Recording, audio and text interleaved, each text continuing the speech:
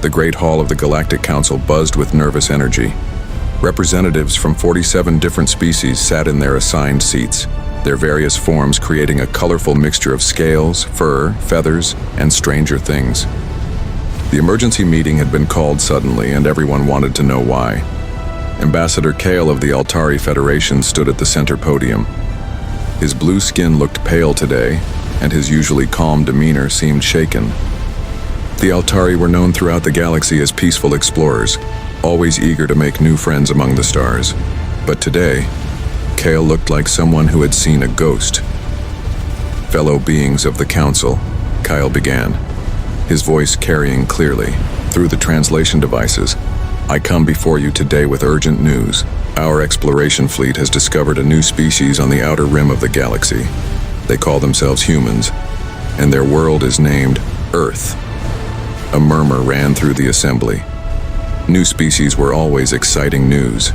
The galaxy was vast, and finding intelligent life was still a rare and wonderful event. Most representatives leaned forward with interest. General Vex of the Draconis Empire stood up from his seat. The massive reptilian warrior was nearly twice the height of most other beings in the room. His red scales gleamed under the chamber lights, and his yellow eyes fixed on Kale with predatory interest.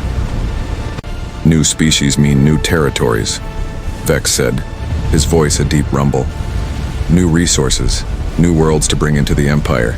This is good news indeed." Several other representatives nodded. The Draconis Empire controlled 50 star systems and was always looking to expand. Their military might was unmatched in the known galaxy, and they had never lost a war. But Kale shook his head violently. "No, General, you do not understand. These humans, they are different. They are dangerous in ways we have never encountered before." Laughter erupted from the Draconis section. General Vex's officers found the idea amusing. The Altari were known for being cautious, but this seemed extreme even for them. "Dangerous?" Vex asked, still chuckling. "Ambassador, with respect, your people see danger in their own shadows. What could one primitive species possibly do to threaten the mighty Draconis Empire?" Kale's hands trembled as he activated the holographic display above the podium. Images of a blue and green world appeared, showing continents and oceans that looked surprisingly similar to many other inhabited worlds. "Let me tell you what we found," Kale said quietly. "Earth is a beautiful world, rich in resources and perfect for life.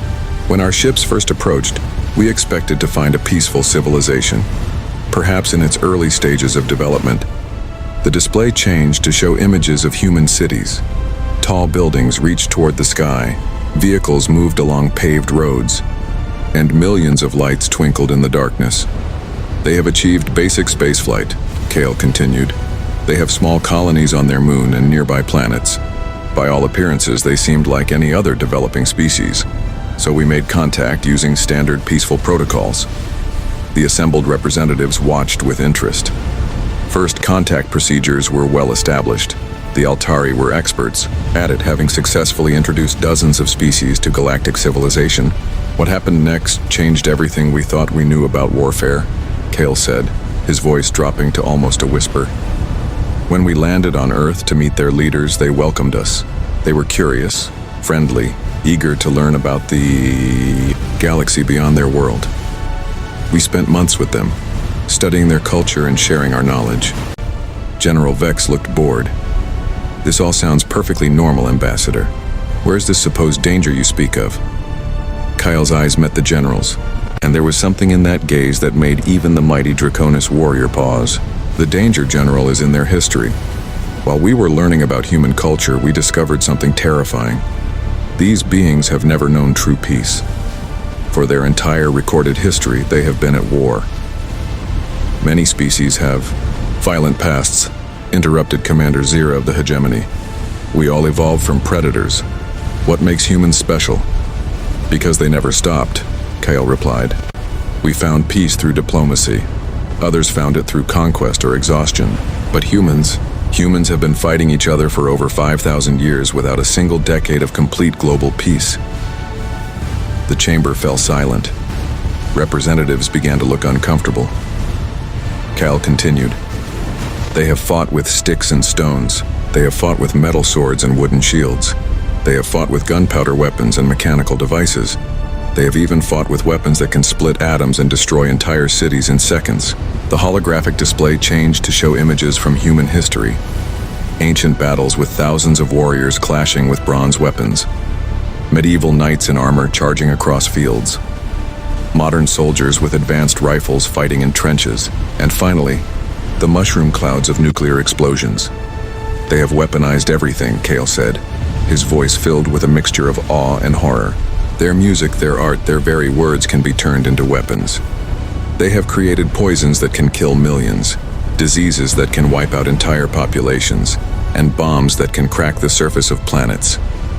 General Vex leaned forward, suddenly more interested. Impressive weapons for primitives, but weapons can be countered. Numbers can overwhelm any defense. You still do not understand, Kale said desperately. It is not their weapons that make them dangerous. It is their minds. They think about war differently than we do. The ambassador activated another set of images. These showed human military academies where young humans studied the art of warfare. We study war so we can avoid it, Kyle explained. Humans study war so they can perfect it. They have schools dedicated entirely to the science of combat. They analyze every battle they have ever fought, learning from each victory and defeat. They write books about strategy that are thousands of years old and still studied today. They create simulations of battles that never happened, just to explore new ways of fighting. They turn warfare into mathematics, calculating exactly how to achieve maximum destruction with minimum resources. The chamber was completely silent now. Even General Vex had stopped laughing. But perhaps most terrifying of all, Kale continued, is that they know when to stop, despite having the power to destroy their own world many times over. They choose restraint. They are not mindless killers or savage beasts. They are intelligent, calculating warriors who understand the true cost of war better than anyone else in the galaxy. Kale looked directly at General Vex. When our cultural exchange was complete, I asked their military leaders what would happen if someone attacked Earth. Do you know what they told me?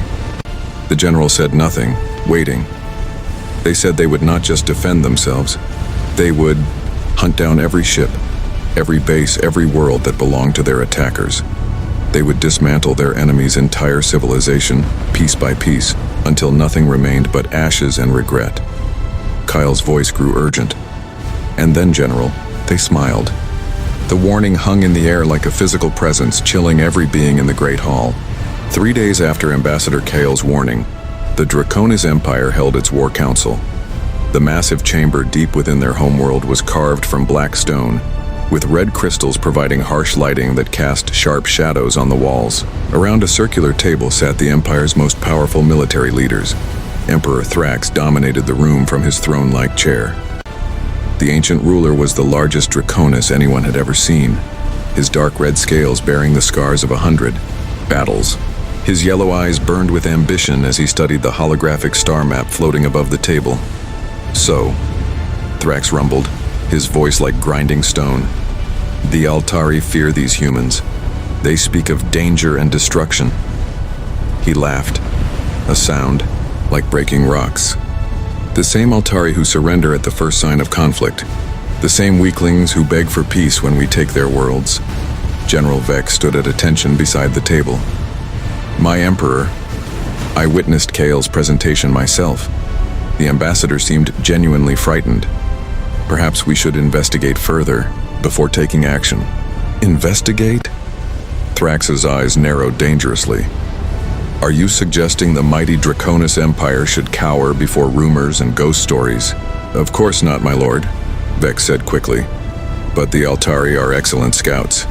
Their information is usually accurate. Their information about military strength is worthless, Admiral Rax interrupted from across the table. The naval commander was younger than most others present, but his record was perfect. He had conquered 12 star systems for the Empire without losing a single major battle. Look at the facts, Rax continued, activating his own holographic display. This human homeworld, Earth, sits alone on the outer rim. They have barely achieved faster than light travel. Our intelligence shows they have small mining operations on nearby asteroids and a tiny research station on their moon. The display showed images captured by long-range Draconi spy probes. Human spacecraft looked primitive compared to Empire vessels. Their largest ships were clearly designed for cargo transport, not warfare. Their technology is at least 200 years behind ours, Rax explained. They use chemical rockets for most of their space travel. Their weapons appear to be based on projectile systems rather than energy weapons. They do not even have proper shield technology. Emperor Thrax leaned forward with interest. What about their planetary defenses? Minimal, Rax replied confidently. A few orbital platforms around Earth itself, but nothing that could stop a proper invasion fleet. Their military appears to be focused on ground-based forces, not space combat. Commander Drex, leader of the Empire's ground forces, snorted with amusement. Ground forces? How primitive. Do they still fight with swords and spears? Projectile weapons mostly, Rax answered. Chemical explosives. Very basic compared to our plasma cannons and energy shields. Their soldiers wear simple armor that would not stop even our weakest weapons. The War Council continued for hours, analyzing every piece of intelligence about humanity. The more they learned, the more confident they became. Humans seemed to be exactly what they appeared, a young species taking its first steps into the galaxy. What about their population? Asked General Zek, the Empire's strategic planner. Approximately 8 billion on their homeworld, Rax responded. Perhaps another million scattered among their small colonies. A decent population for slave labor after conquest. Thrax smiled, showing rows of sharp teeth. And their resources? Abundant, Rax said eagerly. Earth is rich in metals, water, and organic compounds. The system contains several gas giants, perfect for fuel extraction. And the asteroid belt holds enough rare minerals to supply our shipyards for decades. The Emperor stood slowly, his massive form casting shadows across the chamber. Tell me, Admiral, how long would it take to conquer this human system? Rax did not hesitate. With a proper fleet, my lord? 2 weeks. Perhaps 3 if they hide among their asteroids. But they have nowhere to run. No allies to call for help. No technology that can threaten our ships. And what size fleet would you need? 300 ships should be more than sufficient, my Emperor. Capital ships for orbital bombardment, carriers for fighter support, and troop transports for ground occupation. Standard conquest formation. Thrax walked to the star map, studying the location of Earth's system. It was indeed isolated, far from any major trade routes or allied civilizations. The perfect target for expansion. The Altari spoke of human history, General Vex said carefully. Their wars and weapons. Primitive conflicts between primitive people, Thrax dismissed. Every species fights before it learns civilization. The strong survive, the weak serve. It is the natural order. But my lord, Vex pressed. Kale seemed to believe their experience makes them dangerous. Thrax turned to face his general, and Vex immediately lowered his eyes in submission. Are you questioning my judgment, General? Never, my Emperor. I merely suggest caution. Caution is for the weak, Thrax declared. The Draconis Empire was built through strength and decisive action. We have conquered 50 star systems. We have defeated species with technology far superior to these humans. We have never lost a war. The Emperor returned to his throne. Decision made. Admiral Rax, you will assemble the conquest fleet. General, Vex, prepare ground forces for occupation duties. Commander Drex, ready the slave processing centers. My lord, Rax said with excitement, shall I inform the Galactic Council of our intentions? Standard protocol requires protocol. Thrax laughed harshly. Since when does the Empire ask permission to expand? The humans are not council members. They have no treaties or protections. They are free territory, waiting to be claimed. The War Council erupted in approving growls and battle cries. The Draconis had not had a proper conquest in over a year, and the warriors were eager for action. Besides, Thrax continued, the Council is full of weak species like the Altari. They would waste months debating and negotiating. By the time they make a decision, Earth will already be flying our flag. Within hours Orders went out across the Draconis Empire. Shipyards worked overtime to prepare vessels for war. Weapons were loaded, troops were briefed, and supply chains were organized. The machinery of conquest began to turn. Admiral Rax stood on the bridge of his flagship, the massive dreadnought Empire's Wrath.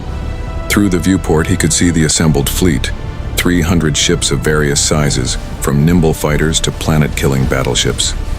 It was enough firepower to reduce worlds to ash.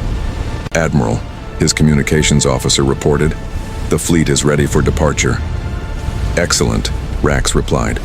"Set course for the Sol system, maximum speed."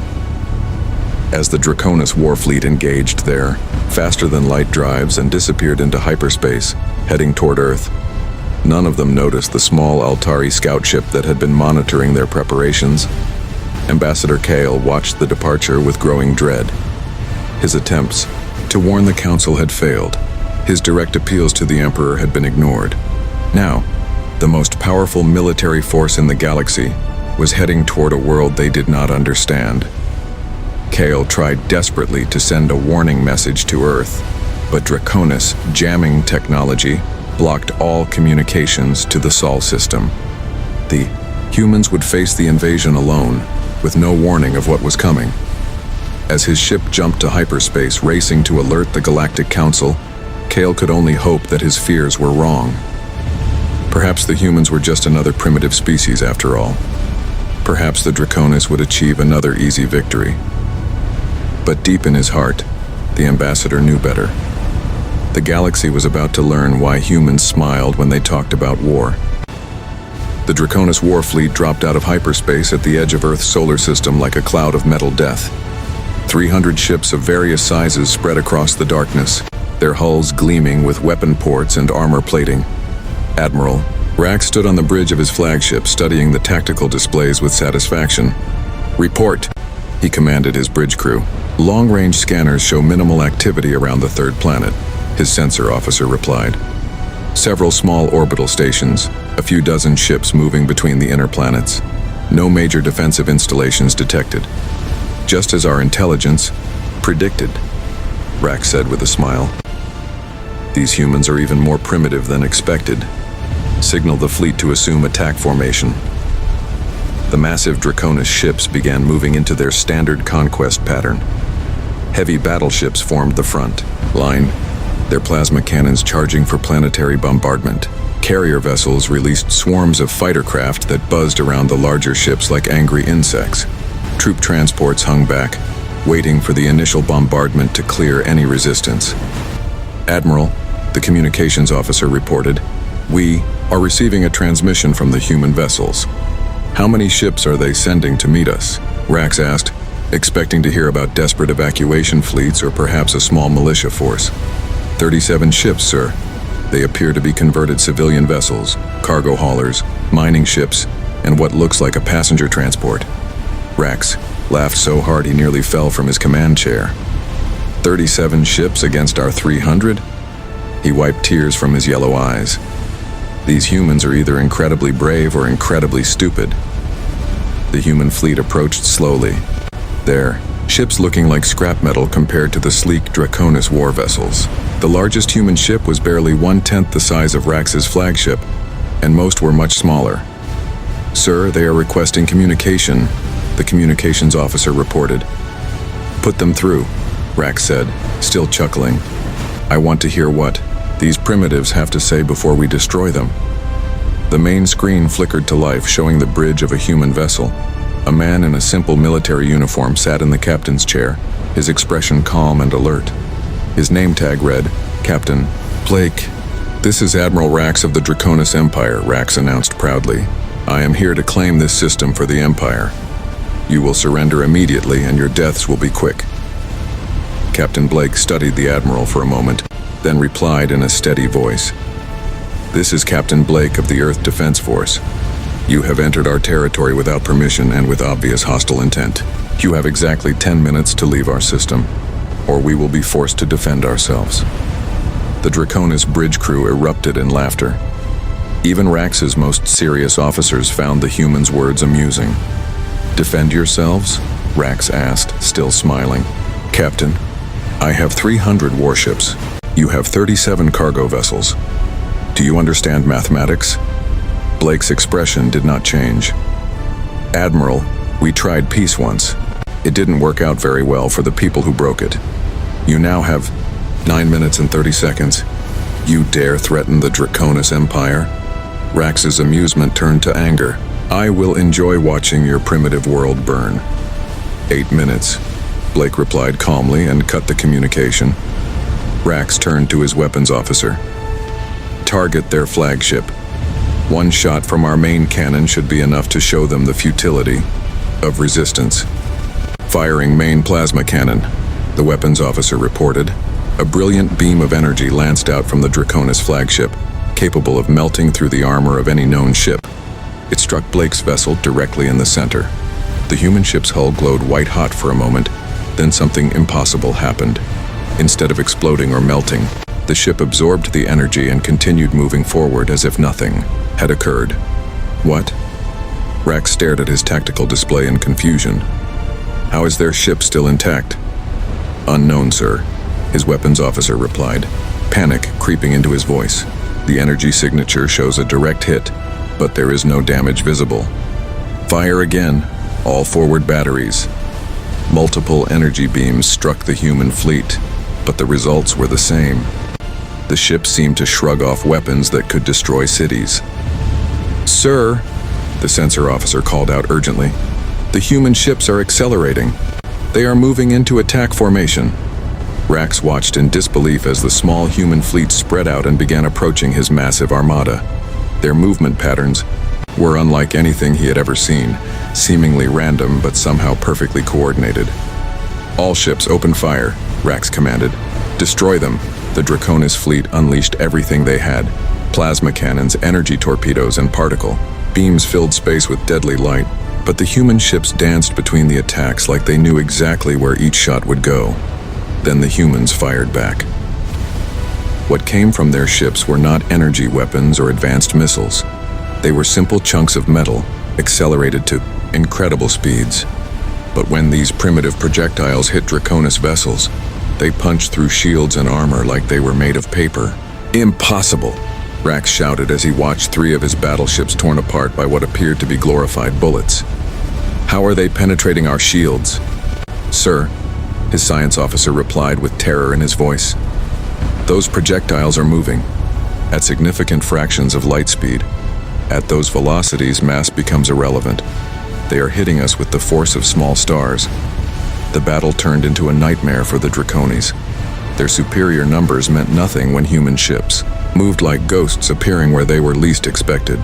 Their advanced weapons were useless against enemies who seemed to predict every attack. Worse still, the humans fought with a coordination that defied explanation. When one human ship was damaged, others would immediately move to protect it. When Draconis ships grouped together for mutual defense, human vessels would appear from impossible angles to strike at weak points. Admiral, his tactical officer screamed, the humans are using their own ships as weapons. Rax looked up to see one of the smaller human vessels accelerating directly toward his flagship. The ship's engines glowed white-hot as it built up speed. Evasive maneuvers, Rax ordered, but it was too late. The human ship struck the Draconis flagship at tremendous velocity, but instead of a simple collision, something far worse happened.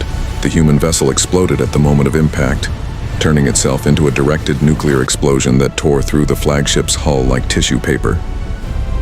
Emergency alarms blared throughout the bridge as atmosphere rushed out through massive hull breaches. Half of Rax's crew were dead or dying, and his mighty flagship was crippled. Retreat. Rax gasped through his emergency breathing mask. All ships retreat to hyperspace.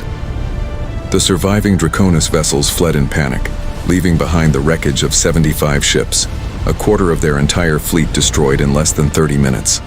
As the Draconis fleet jumped to hyperspace, Captain Blake's voice reached them on an open channel. You had your chance to leave peacefully.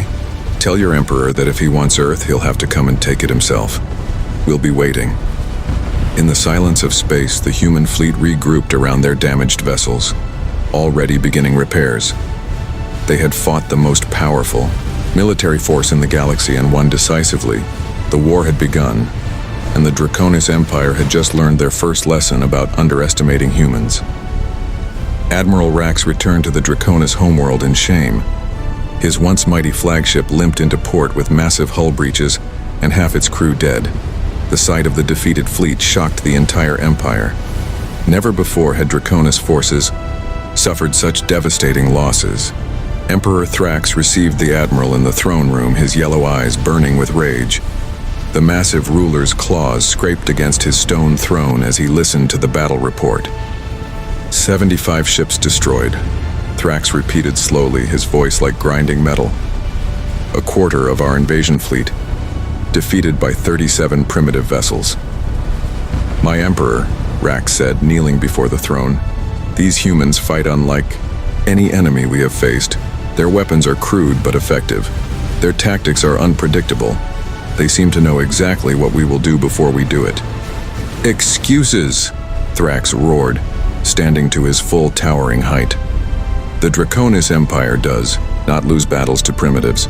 You will return with the full battle fleet. Every ship we have crushed these humans completely. Within days, the Empire mobilized its entire military force.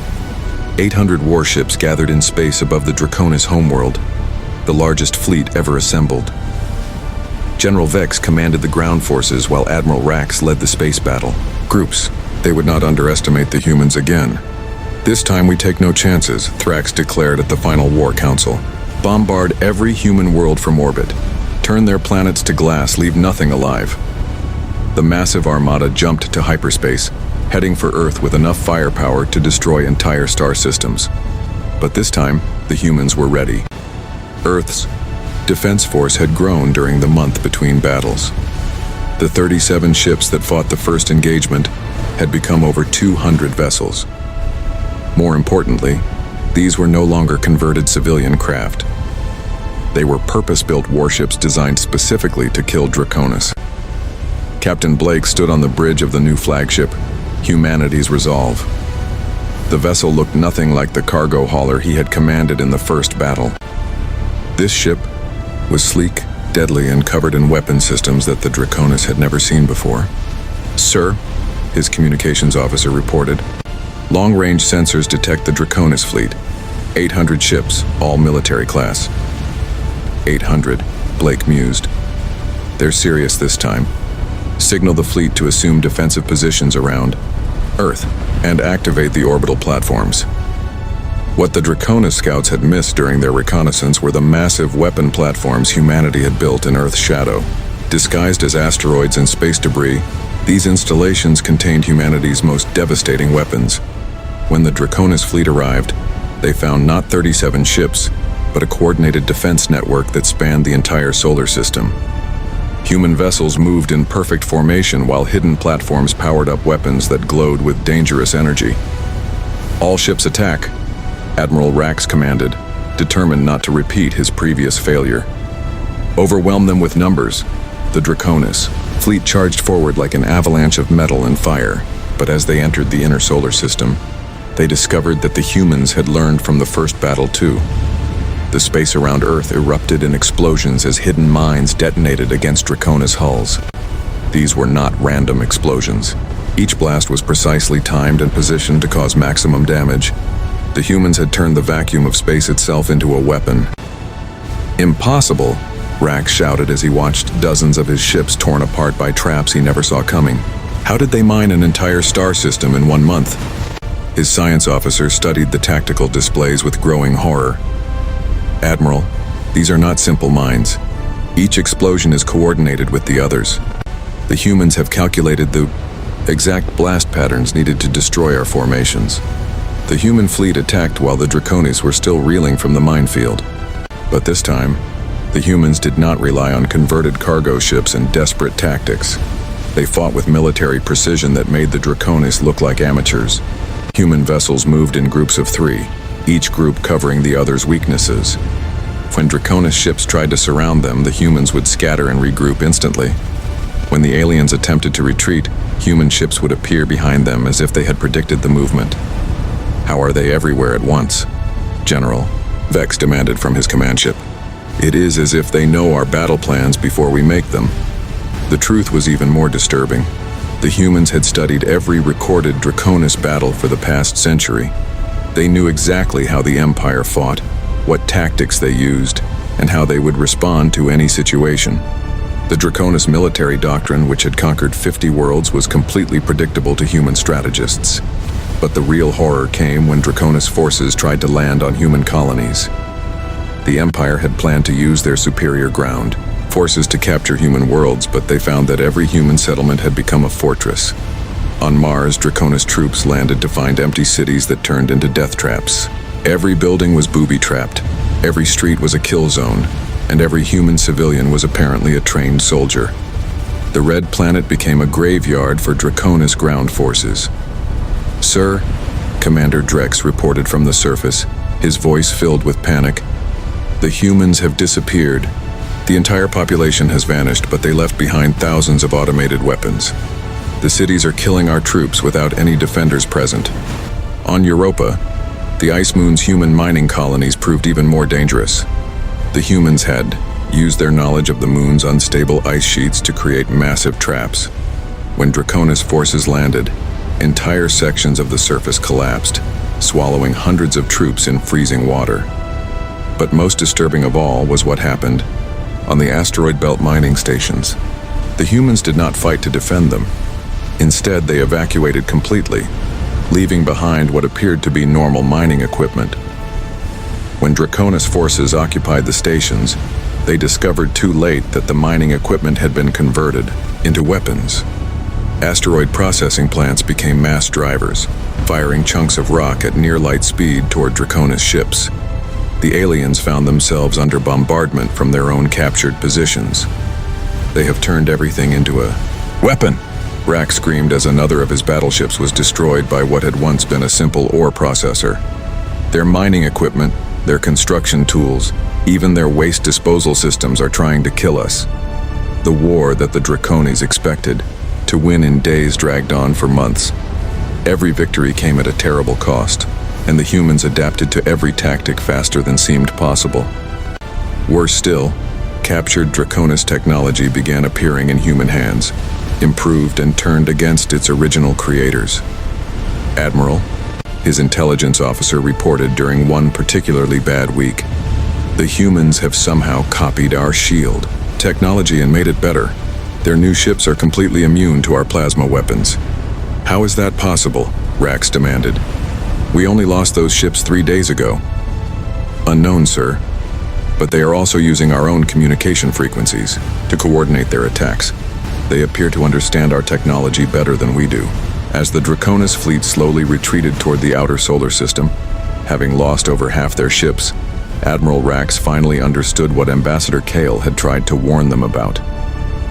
The humans were not just defending their home. They were learning, adapting, and evolving their tactics with every battle. The Draconis Empire, which had never lost a war, was being systematically dismantled by an enemy that treated warfare like a science. 6 months after the war began, the remnants of the Draconis fleet limped back toward their home system. Admiral Rax commanded only 150 ships from the original 800 that had attacked Earth. His once proud armada was broken, defeated, and demoralized. But as they dropped out of hyperspace near the Draconis homeworld, Rax discovered something that made his blood freeze. Human ships were already there, waiting for them. "Impossible," Rax whispered, staring at the tactical display. 20 human vessels hung in space between his fleet and the planet, their sleek forms dark against the stars. "How did they get here?" "We destroyed all their hyperspace-capable ships." His science officer's voice trembled with fear. "Sir, these are not the same ships we fought at Earth. The design is completely different. It appears they have reverse-engineered our faster-than-light technology and improved it." On the planet's surface, Emperor Thrax stood in his throne room, watching through the great windows as strange fires burned across his capital city. But these were not random fires of destruction. They were precise, controlled burns that targeted only military installations, communication centers, and weapon factories. "Report," Thrax demanded as General Vex entered the chamber, his armor scorched and his scales blackened with smoke. "My Emperor," Vex said, barely able to stand. The humans arrived 3 days ago, not with a massive invasion fleet, but with small teams that appeared from nowhere. They struck every military base simultaneously, disabled our planetary defense grid, and captured our primary spaceports. How many troops did they land? Thrax asked, his claws digging into his throne. Unknown, my lord, we never saw them coming. Our sensors detected no landing craft, no transport ships. They simply appeared inside our most secure facilities as if they materialized from thin air. The truth was even more impressive than General Vex realized. While the Draconis had been fighting desperately to hold Earth's solar system, human special forces had captured several Draconis ships intact. They had not just copied the alien technology, they had perfected it. Human engineers had improved Draconis cloaking devices, making them completely undetectable. They had enhanced the teleportation, technology that Draconis troops used for boarding actions, turning it into a tool for surgical strikes. In 6 months, humanity had taken technology that the Draconis had developed over centuries and made it better. In space above the planet, Admiral Rax faced Captain Blake once again. The human officer appeared on his communication screen, still, calm and professional, despite commanding a force that had somehow reached the heart of the Draconis Empire. "Admiral Rax," Blake said politely, "I believe we need to discuss terms." "Terms?" Rax snarled, his defeat making him desperate. "I still have 150 ships. You have only 20. "Admiral," Blake replied patiently, "look at your tactical display more carefully." Rax glanced at his screens and felt his heart stop. The 20 human ships he could see were surrounded by empty space that somehow registered as solid objects on his sensors. Dozens of cloaked vessels hung invisible around his fleet, their weapons already locked onto Draconis targets. "We could destroy your remaining ships right now," Blake continued, "but that would serve no purpose. The war is over, Admiral. The question is what happens next." On the planet below, Emperor Thrax faced his own impossible situation. Human soldiers had occupied every major city on the Draconis homeworld, but they had done so without killing a single civilian. Military targets were destroyed with surgical precision, but hospitals, schools, and residential areas remained untouched. "They could have killed everyone," General Vex reported in amazement. "Their weapons are powerful enough to crack our planet's crust. Instead, they disabled our military and left the population unharmed. I do not understand their strategy." Thrax understood perfectly, and it terrified him more than any threat of destruction. The humans were not conquerors seeking to enslave or destroy their enemies. They were demonstrating something far more dangerous: the power to completely control their opponent's fate. The communication system in the throne room activated, and Emperor Thrax found himself face to face with a human general. The man was older than Captain Blake, with gray hair and tired eyes that had seen too much war. "Emperor Thrax," the human said, "I am General Adams of the Earth Defense Command. We need to talk." "You dare address the Emperor of the Draconis Empire as an equal?" Thrax roared, his pride making him defiant even in defeat. "No," Adams replied calmly. "I address you as the former emperor of a former empire.